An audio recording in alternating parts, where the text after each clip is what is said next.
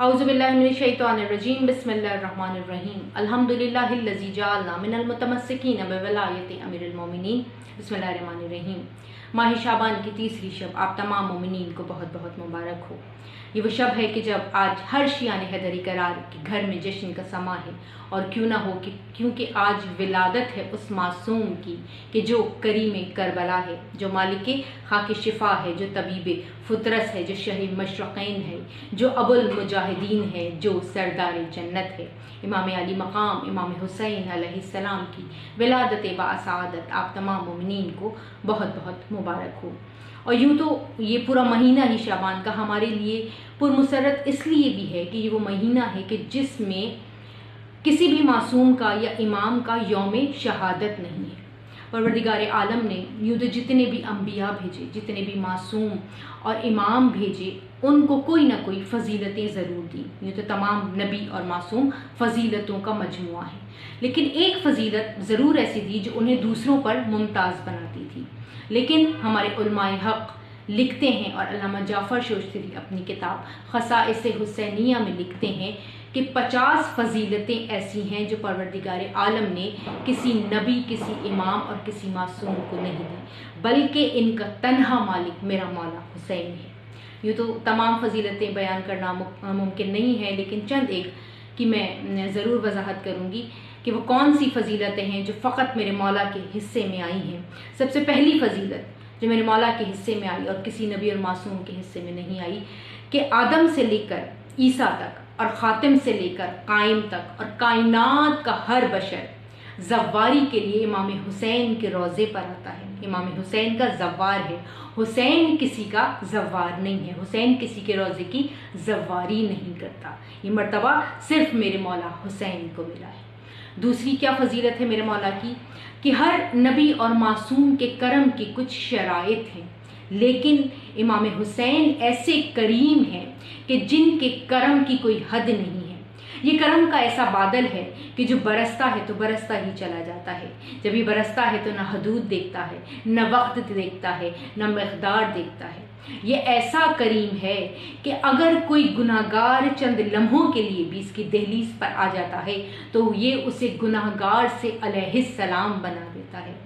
کرم کی انتہا حسین ہے، اور نہ پوچھئے کہ کیا حسین ہے۔ اور تیسری فضیلت کہ امام معصوم کی کیا ہے کہ پروردگار عالم نے جتنی بھی مقدس سرزمینیں ہیں، کربلا ہے، مکہ ہے، نجف ہے، مشہد ہے، ان کو کوئی نہ کوئی ایک فضیلت دی۔ جب مکے کو فضیلت ملی تو وہ مکہ مکرمہ بن گیا، جب مدینے کو فضیلت حاصل ہوئی تو وہ مدینہ منورہ بن گیا، جب نجف کو مولا کائنات کے ذریعے فضیلت حاصل ہوئی تو وہ نجف اشرف بن گیا، مشہد کو مشہد مقدس کہا گیا۔ لیکن یا تو پروردگار عالم کے عرش کو عرش معلا کہا گیا، یا پھر زمین پر کربلا کو کربلائے معلا کہا گیا، یعنی اللہ نے اپنے آسمان کو اور کربلا کی سرزمین کو ہم رتبہ رکھا۔ یہ فضیلت میرے مولا حسین کے حصے میں آئی۔ اور دوسری کہ آدم سے لے کر محمد مصطفیٰ کی قبر کی بھی مٹی کو کھانا حرام قرار دیا ہے، اور مٹی کھانا ویسے ہی دین اسلام میں حرام ہے، لیکن اللہ کربلا کی خاک کہ جب یہ خاک منسوب ہوئی امام علی مقام امام حسین علیہ السلام سے تو اس کو خاک شفا کہا گیا، کہ جو ہر قسم کے مرض میں کھانا مفید ہے۔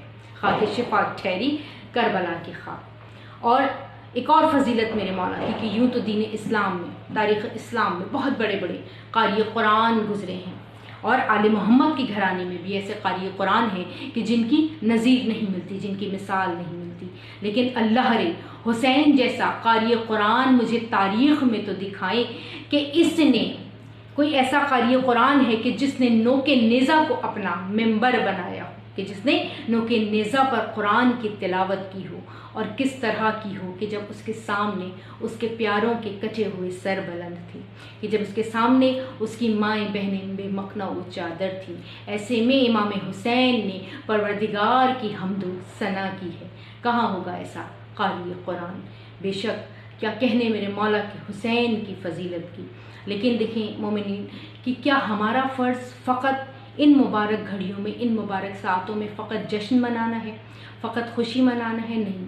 ہم آج کے دن دعا کریں پروردگار عالم سے کہ وہ سب سے اہم دعا جو ہے وہ کہ ہمیں امام حسین کی معرفت نصیب ہو، ہمیں امام حسین کی شفاعت نصیب ہو، ہمیں امام وقت کی شفاعت نصیب ہو. اور ماہ شعبان کے بھی بہت سارے اعمال ہیں جن سے میں اور آپ سب واقف ہیں. چند مجرب اعمال ہیں کہ اس ماہ میں کہتے ہیں روزہ رکھنے کی بہت زیادہ فضیلت ہے کہ جو متواتر 3 روزے رکھتا ہے، کہتے ہیں پروردگار عالم جنت میں اسے یاقوت کے 70 درجے عطا کرتا ہے. اتنی فضیلت ہے ماہ شعبان کی کہ جو مسلسل اس ماہ میں روزے رکھتا ہے اس کے دل سے پروردگار وسوسوں کو اور پریشانیوں کو دور فرما دیتا ہے. بہت زیادہ استغفار کا کہا گیا ہے اس ماہ میں کہ آپ کثرت سے استغفار کیجیے. جو اس ماہ میں فقط 70 مرتبہ استغفار پڑھتا ہے وہ دوسرے مہینوں میں 70,000 مرتبہ استغفار پڑھنے کے برابر ہے. اتنی فضیلت ہے ماہ شعبان کی. آج کی مبارک گھڑی میں اور مبارک ساعت میں ہم دعا گو ہیں پروردگار عالم سے کہ اس مبارک دن کے صدقے میں تمام مومنین کی اور تمام عالم اسلام میں جو بھی لوگ ہیں ان سب کی پریشانیوں کو دور فرما، اور بالخصوص یہ جو مرض ہے کرونا جیسا مرض، اس سے جتنے بھی بیمار ہیں ان کو شفاء کاملہ و عاجلہ عطا فرما. آمین ثم آمین. ربنا تقبل منا انک انت السمیع العلیم.